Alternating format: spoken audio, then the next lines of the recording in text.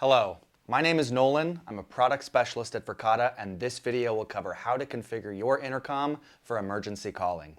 Verkada TD52, TD53, TS12-N-RB, and TS12-N-R2B intercoms can be used for emergency calling as well as entry management. Organizations operating large parking structures, hospital campuses, or higher ed campuses can incorporate these intercoms into existing wall mounts or standalone stations. After setting up your intercom, the first step is going to the Settings tab, clicking on Device, and toggling the Configure as an Emergency Intercom button. Once you've done this, you'll be prompted to set up a SIP fallback extension. This helps ensure that incoming emergency calls will get answered if the primary receiver fails.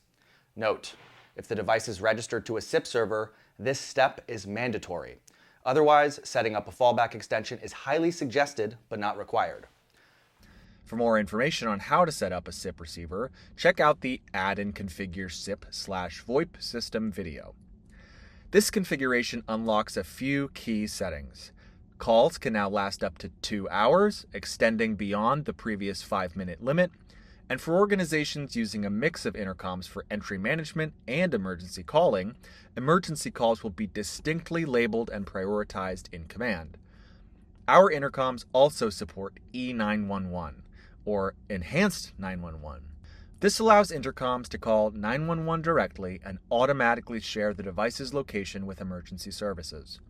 To enable E911 calling, you first need to make sure that a unique phone number has been assigned to your intercom device.